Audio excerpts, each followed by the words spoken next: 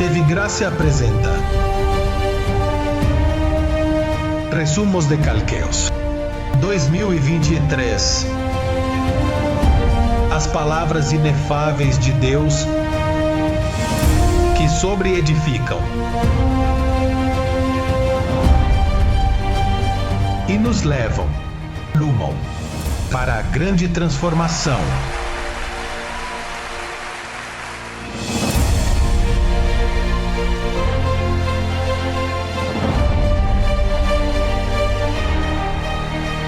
Diga, a família da fé. Irmão, isso não é qualquer coisa. Olha, aqui é onde você vem receber tratamento. Aqui você não precisa de psicologia, tu não precisa nem de psiquiatra. Tu necessita disso. Com isso, com essa informação que nós te damos aqui, seu espírito começa a sentir-se realizado. Olha, eu acreditava que era um pedaço de carne por aí, de Porto Rico, de Honduras. Não.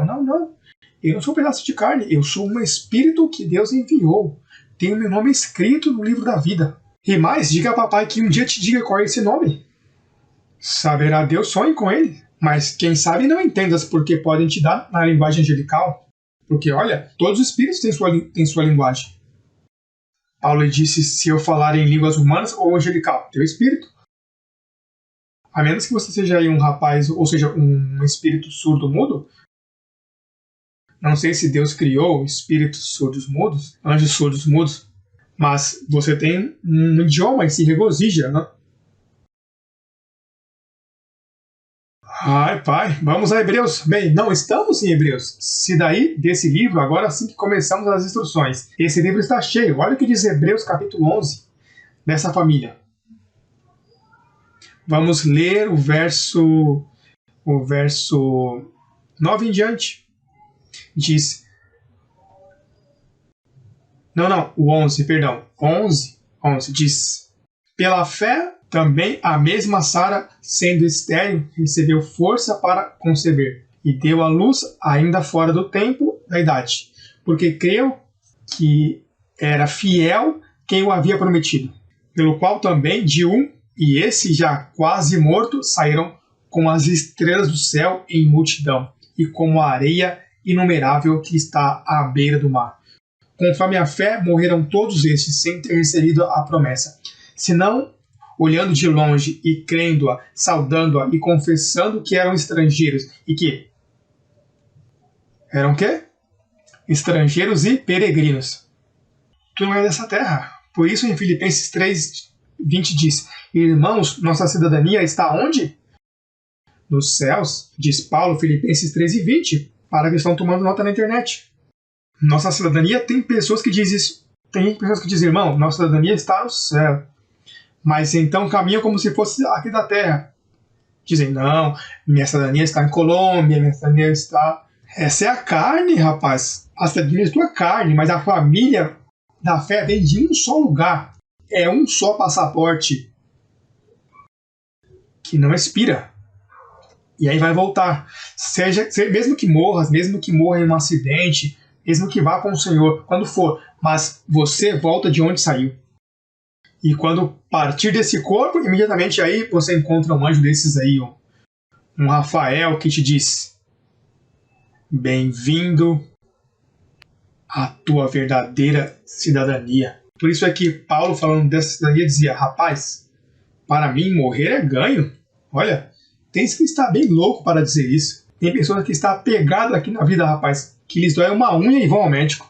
Tu és um estrangeiro, peregrino, tu és um cidadão do céu, tem que ir pensando assim. É da família da fé. Tens que estar pensando assim. Diz, não deixe se levar por doutrinas diversas e estranhas.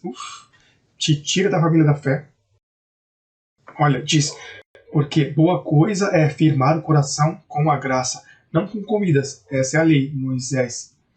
Que sempre estão, mas não coma isso na sexta-feira, não coma aquilo, olha, tem cuidado que o porco é imundo, que aquilo, que não coma presunto, mas coma um porco, verdade? E o presunto sai do porco, tu sabes. e sempre estão proibindo. Não, que sexta-feira não se coma isso, sábado aquilo, não se pode, que hoje é dia de cinzas, que hoje é dia de aquilo, hoje é dia de São Alerro, e dia dos mortos, e dia disto, e sempre estão guardando o dia, e sempre estão guardando besteiras. Essas são diversas doutrinas estranhas. Firma teu coração em graça, porque a graça é o alimento do teu espírito. O que tu ouves é o que vai edificar a tua vida. Saímos, pois, a ele fora do acampamento, levando o seu vitupério, porque não estamos aqui, é a cidade permanente.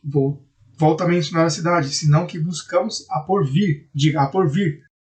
Assim que ofereçamos a Deus, por meio dele, sacrifício de quê? Olha, a de adoração de sacrifício de louvor é dizer fruto de lábios que confessam o seu nome, e de fazer bem, e de ajuda mútua. Não os esqueceis, porque de tais sacrifícios se agrada a Deus. Olha o que diz Colossenses como último conselho. Colossenses capítulo 3, o verso 9. Diz, não mintais uns aos outros, fazendo despojados do velho homem com seus feitos, e revestido do novo, o qual conforme a imagem daquele que o criou. Hello, a imagem de quem? Daquele que o criou. Se vai veja que não vai criando novo, vai renovando, porque esse novo homem já está em ti. Mas ao vesti-lo de carne, perde sua identidade, perde o conhecimento. Então ele tem que ir se renovando. Ele não está fazendo novo, renovando um conhecimento. Vai pouco a pouco, porque enquanto vai a igreja, o pastor te instrui, ele vai se renovando. Isso é um trabalho de anos, isso não é um trabalho de uma semana, 2 meses, 3 meses. Isso é um trabalho que tu notas que passam os anos, tu começas, porque aqui tem muita contaminação. Teus pais te machucaram muito. A ignorância da religião, a influência da política de teu país, a influência com o tio com que tu criaste, o avô, o semi-ambiente onde tu nasce, aí te vai destruindo a mente e vai dando má informação e vai fazendo de ti uma pessoa complexada, uma pessoa assim, sabe? Então o que acontece? Que tem que renová-lo. Então, no que se renova, isso é um processo que a nenhum leva mais e mais renovadinhos que outros. Uns melhores educados, porque o papai teve 2 filhos, o outro papai teve 10.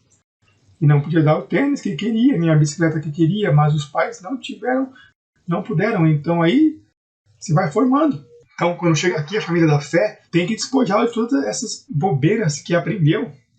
Ele tem que se renovar até se vestir do novo homem criado segundo Deus, não criado segundo a família carnal. Então isso é um processo. Olha como diz. E verso 10. Revestido do novo, o qual conforme a imagem daquele que o criou, se vai renovando até o conhecimento de quê? Olha, onde não há grego nem judeu, circuncisão nem incircuncisão. Veja que nós somos da incircuncisão. Nós somos da incircuncisão, não da circuncisão. Aqui está falando já de um plano de carinho, de amor, de família, onde Deus até tira os pactos do meio. Imagina, está falando de papai com seu filho. Veja o que diz aí, aonde não há gregos nem judeus, circuncisão nem circuncisão, bárbaros nem citas, servos nem livres, senão que Cristo é tudo e em todos. Vestiu-os, pois, com escolhidos de Deus, santos e amados, de eterna misericórdia, de benignidade, de humildade e de mansidão, olha, de paciência, suportando uns aos outros e perdoando uns aos outros, se algum tiver queixa contra outro. De maneira que Cristo os perdoou, assim também fazê-lo vós. E sobre todas essas coisas, sobre todas, vestiu-os de amor, que é o vínculo perfeito. Então, o chamado é a nos perdoar. Olha, agora tem algo que não se pode tolerar. Busca Romanos 16 para que tu vejas. O apóstolo do amor, depois que fala que o amor é sofrido, que o amor é benigno, que o amor tudo sofre, tudo espera. Mas agora o apóstolo do amor, olha como se, rapaz, esse Paulo, ele é meu apóstolo. E eu tenho que estar com ele. A mim não se pode encontrar fora do fundamento. A mim pode acusar de qualquer coisa, mas fora, aí 100% perfeito temos que ser. Paulo diz, todos os que somos perfeitos sintamos a mesma coisa. E não posso sentir diferente ao apóstolo Paulo. Esse é meu apóstolo. Ele não é teu apóstolo, mas ele é meu apóstolo. Meu apóstolo sou eu. Sim, mas ele é meu. Há um só apóstolo para mim, se chama Paulo, porque dele é que eu aprendo. Agora, olha o que diz o capítulo 16 de Romanos, verso 17. Olha, coloca o nível de apelo. Olha como diz. Este Paulo é forte, mas se tenho que falar em cima de fundamento, não ao lado. Eu não posso amar mais que Deus. Olha o que diz, mas os rogo, irmãos, que prestem atenção nos que causam divisões e escândalos em contra de quê? Da doutrina que vós tem aprendido. E que os aparteis de quê? Tenha cuidado, não ames mais do que Deus. Ah, não, porque ele é boa gente. É para mim que a mão do apóstolo foi cortada. Minha mão não escorrega. Minha mão não escorrega. Olha, eu suporto como o meu pai, até os cabelos brancos. Eu sou amoroso, tranquilo, mas não larguei a mão. Quando você não vê um pastor aqui ou alguém aqui, não é por falta de amor, porque o que pode fazer para evitar que se ame? Olha, o que um filho pode fazer para evitar que tu o ames? Ah, meu hijo! Meu filho cometeu um crime, está preso lá, está cumprindo 100 anos, mas é teu filho. E se está incomodado é porque te dói, porque é teu filho. Se não fosse teu filho, bem, isso aí por aí, fulano, João dos Palotes, mas quando é meu filho, não, espera, esse é meu filho. Pode fazer o que faça. Agora, quando se coloca, imagina que quando se coloca em contra a doutrina, e a doutrina é a graça, é nosso alimento, é o alimento da família da fé. Imagina que que tu trabalhes e teu filho espere que tu chegues com a compra para os outros filhos, e o filho te pega e joga no rio e atira por lá. Olha, tu vais dizer, olha o que você é, uma cabra ou uma ovelha, como pode jogar fora o alimento? Então, que se opõe, olha o que diz. Diz, mas rogo a vós, irmãos, que prestem atenção nos que causam divisões e escândalos contra a doutrina que vós tem aprendido, e que os aparteis deles. Não lhes agrada, nem atendem telefonemas, porque começam, não, olha que isso, olha que tu sabes. É, porque chega um momento em que o ouvido pode, ai pai, olha o que diz, porque tais pessoas não servem ao nosso Senhor Jesus Cristo, senão a seus próprios ventres, e com suaves palavras e lisonjas enganam os corações dos ingênuos. Depois, olha, quando alguém se vai daqui, em seguida começa com um grupinho, e em seguida começam com uns quiosquinhos por aí, começa a puxar os que pode. Agora, por que estão fazendo os quiosquinhos? Porque amam o Senhor? Não, porque vem potenciais econômicos. Todos os que ficam, então começa daí que, olha, daí que há milhões de religiões registradas em Washington DC.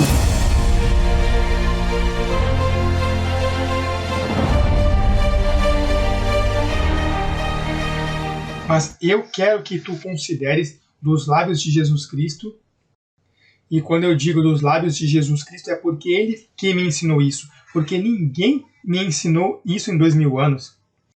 E isso é histórico o que estamos fazendo. E os irmãos que estão me escutando pela internet, isso é história pura, porque nunca, jamais na história da igreja cristã se havia ensinado um ensinamento tão fácil, mas tão escondido. Deus a escondeu para revelá-la nesses últimos dias. Olha o que diz o capítulo 6, verso 1. Que diremos, pois? Perseveraremos no pecado para que a graça abunde?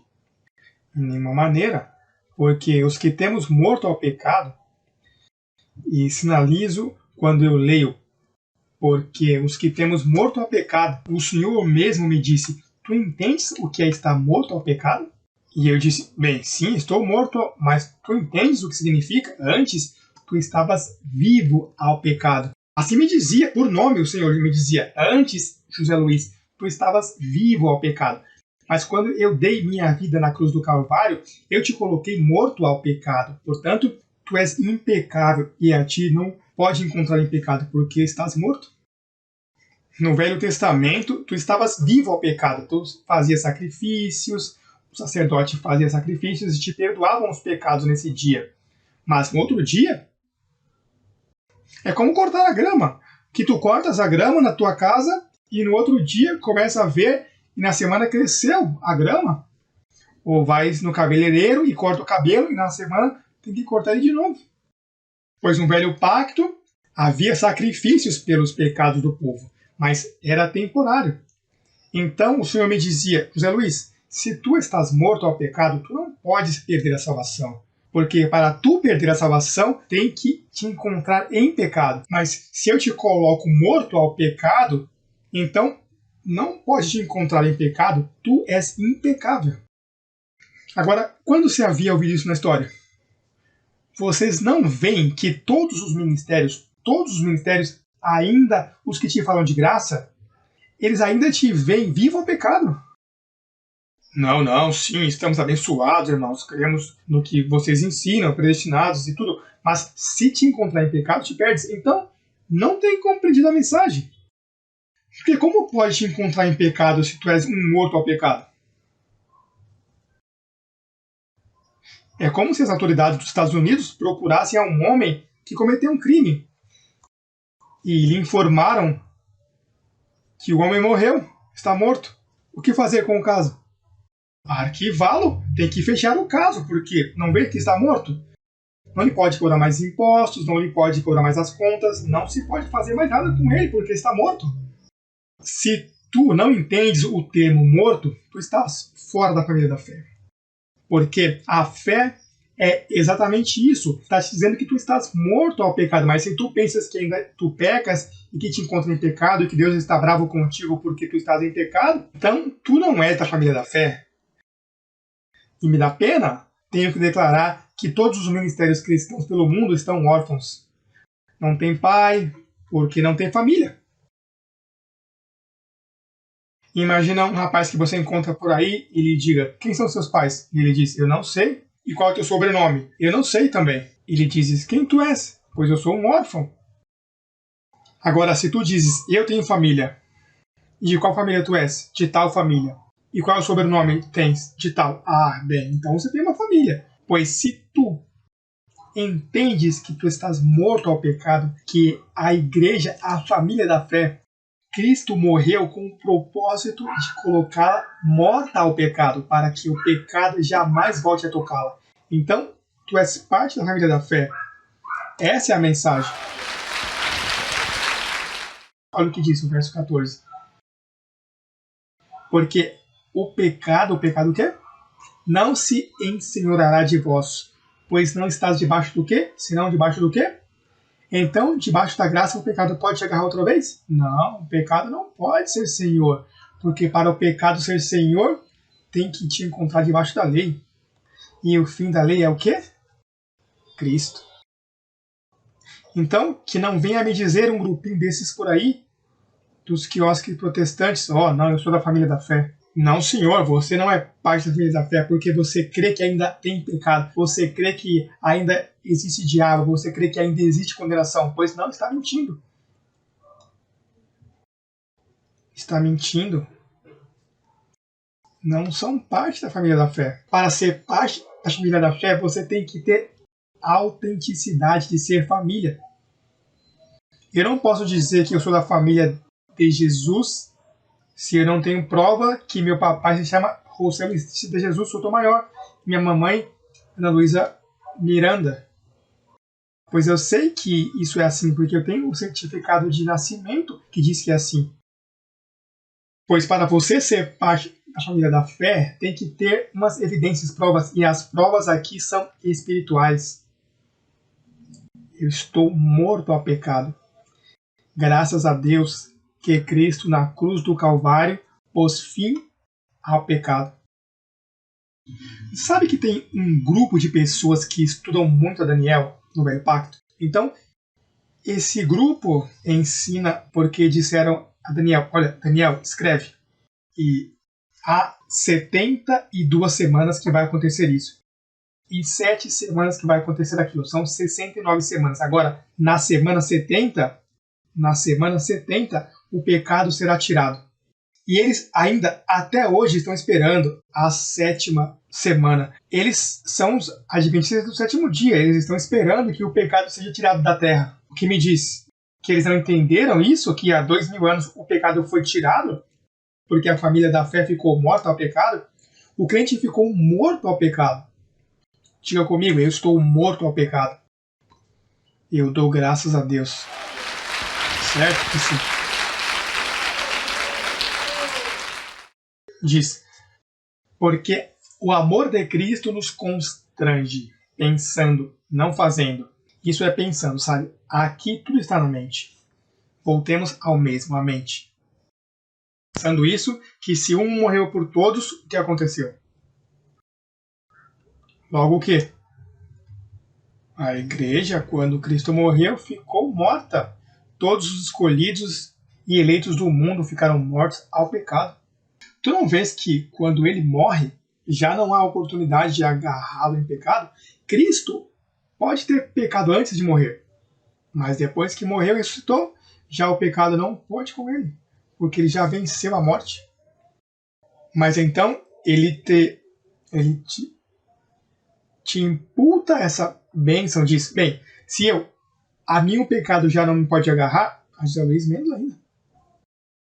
Se a mim o pecado não pode me agarrar, tu tens que dizer, menos ainda, diga comigo, a mim menos ainda. Quer dizer que a ti não se pode encontrar em pecado. Veja, diz aí ao pastor que tu visitavas. Diz isso aos líderes, conciliadores do mundo que estão me escutando agora mesmo. Veja, que me escutem, que creiam nesses 15 minutos que eu estou falando. Se creem nisso, o quiosque cai no chão, porque eles têm, todas as suas doutrinas estão envolvidas em que há pecado para a igreja. Eles têm blasfemado e têm tido por imundo o sangue do pacto. Eu lhes digo e advirto a eles, que estão me escutando agora mesmo, essa igreja, essa preciosa igreja com esse coro tão bonito que canta, estão blasfemando e têm tido por imundo o sangue do pacto de Jesus Cristo, a têm pisoteado. Essa é a blasfêmia que tem tido contra o Espírito Santo. Não ter acreditado que o pecado foi tirado e seguir pregando para a igreja como se fossem pecadores. Abençoados, vocês não são pecadores. Embora quando ainda fazem coisas que não são muito agradáveis ao Senhor, mas não se pode acusar vocês de pecadores. Que vocês semeiam, colhem, e se comportam mal, colhem mal, mas encontrá-lo em pecado, encontrar-te em pecado, então Cristo morreu em vão. Isso é o que constitui uma verdadeira família da fé, senão são impostores, são famílias fraudulentas. Não são igrejas, não se podem chamar igrejas, tem que se chamar sinagogas, porque a sinagoga era onde se fazia o sacrifício pelo pecado, porque lá havia pecado. Na igreja do Senhor Jesus Cristo, que ele morreu, pagou e derramou seu sangue para lavá-la, para santificá-la, não pode haver pecado, então não é igreja. Você está me entendendo, meu abençoado irmão? Olha, se tu entendes isto que temos falado até aqui, não há quem te engane. Porque todas as religiões possuem um engano. Tu sabes qual é? Que há pecado. E que se te pode achar em pecado. Daí vem a missa de domingo em todas as catedrais do mundo. A missa é um recordatório de pecado. Quando o padre está fazendo aí seu sacrifício, e os sinos, e pega o cálice, e a limpam, e começam, tu sabes, com o seu... Quando dizem Ave Maria, puríssima, sem pecado, Santa Maria, sem pecado concebida, rogai por nós, pecadores. Está dizendo que... E o que Cristo fez há 2000 anos atrás? Olha, isso é de vida ou morte o que estamos falando aqui.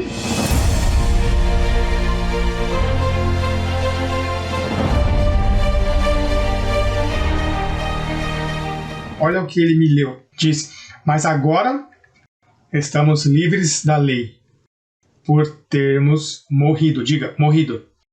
Por termos morrido para aquele que estávamos sujeitos, de modo que sirvamos debaixo de um regime novo do Espírito, e não debaixo do regime velho da letra. O Senhor voltou e me explicava, olha, José Luiz, a razão que tu estás, quando eu dei minha vida, te coloquei morto ao pecado, pois então, ao te colocar morto ao pecado, tu estás morto para a lei. A lei não pode contigo, a lei de Moisés e os mandamentos, não há lei que possa contra ti. Agora veja, a lei existe para todos os que não sabem o que eu estou falando. Porque ainda há grupos por aí guardando a lei. Os judeus estão guardando a lei.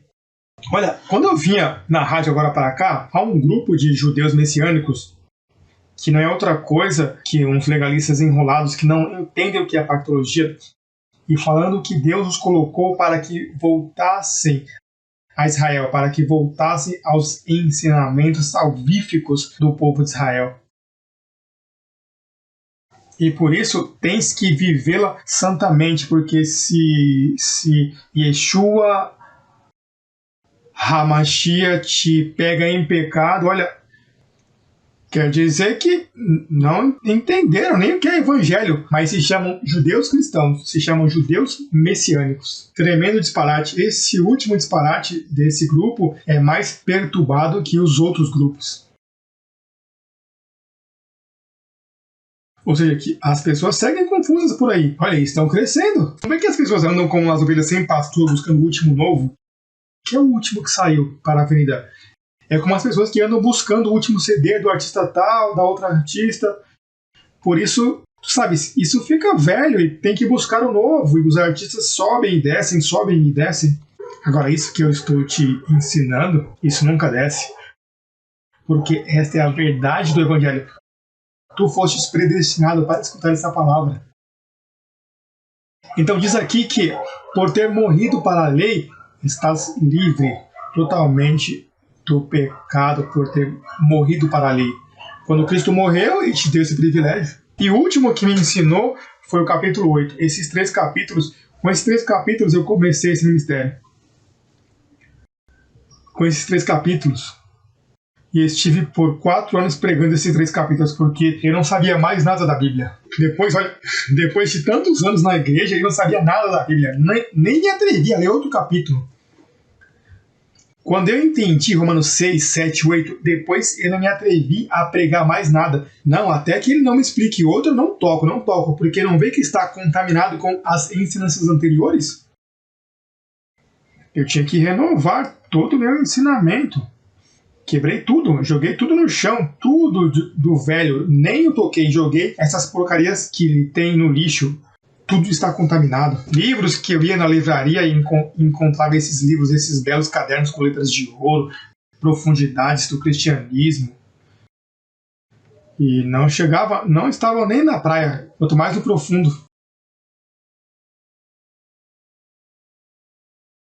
Livros que diziam mananciais no deserto. E eram miragens no deserto, imagina? E olha o que aprendi de Romanos 8. No verso 2 diz: porque a lei do Espírito de vida, essa não é a lei de Moisés, essa é a lei do Espírito de vida. A lei do Espírito de vida em Cristo Jesus me livrou da lei do pecado e da morte. E sabe o que me dizia o Senhor? José Luiz, não é que vai te livrar. Por isso é que nós ensinamos aqui, quando entramos em algo, no tempo presente, nós dizemos: vai te livrar? Não, me livrou. Tocamos a você a repetir isso.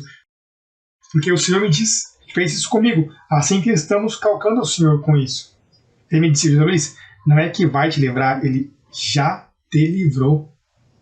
E do que te livrou? Da lei do quê?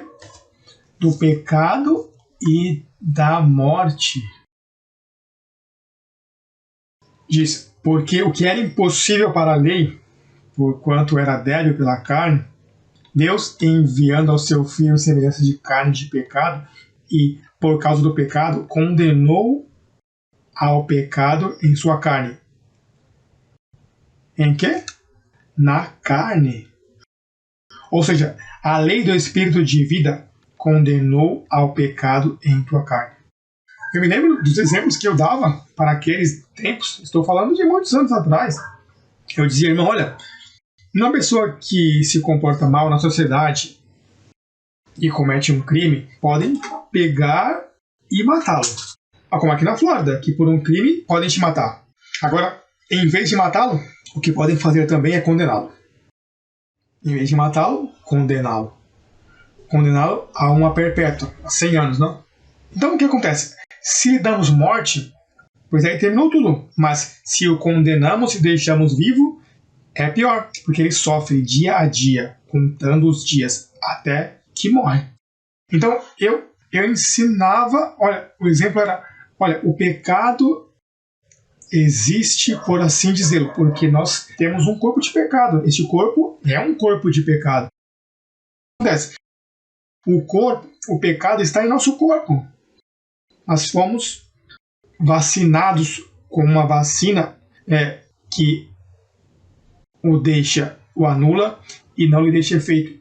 E ele quer nos fazer dano, mas como Cristo está em nós, ele simplesmente está preso, está condenado na sua carne. Está condenado. E às vezes te assusta. E às vezes te faz passar uns sustos. Porque Paulo lhe chamou os desejos enganosos da carne. Em outras palavras, que tu estás perfeito, mas ao mesmo tempo vives em um corpo de debilidade. Daí é de onde o sistema religioso desses dias, como sabe que tu tens aí, mas não sabe que está condenado.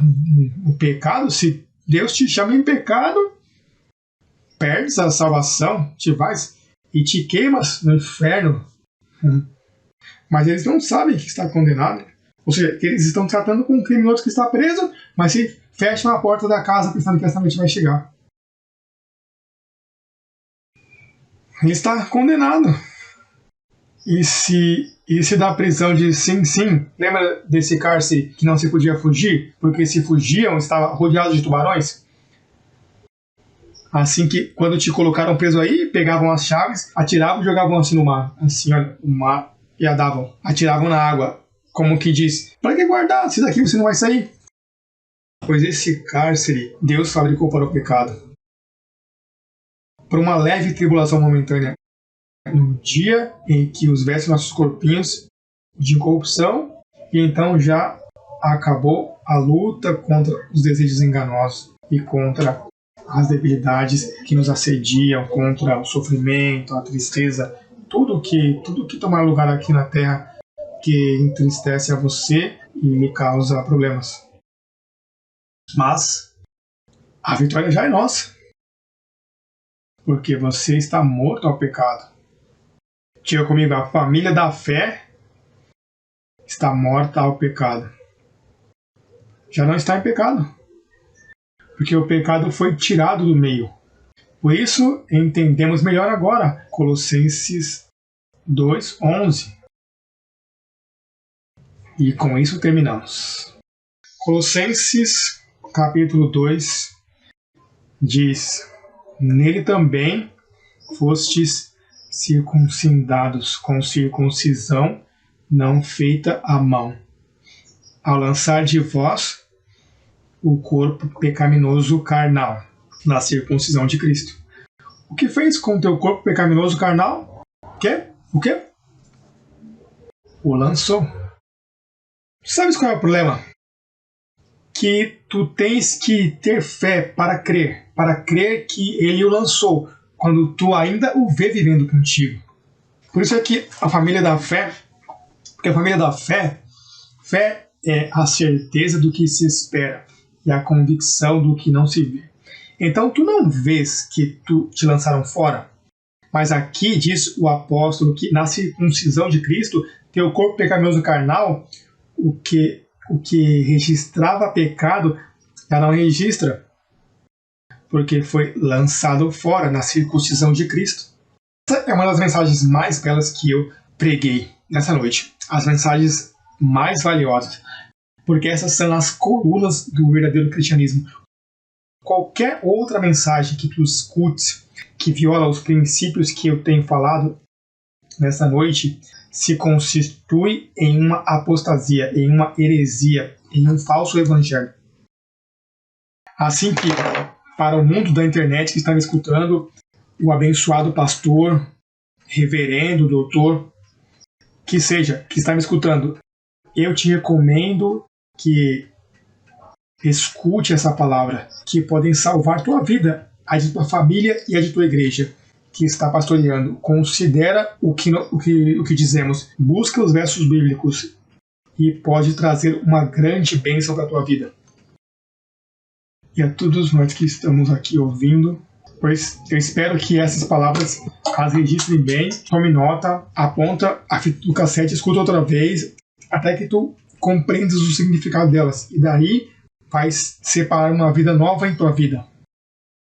Daí te curas de doenças, te curas de tantas coisas que podem estar afetando tua vida e podem estar afetando tua vida diária por não conhecer a verdade. Porque veja, conheces a verdade e esta te faz livre. Mas se não é a verdade o que tu tens em tua mente, então não podes viver livremente.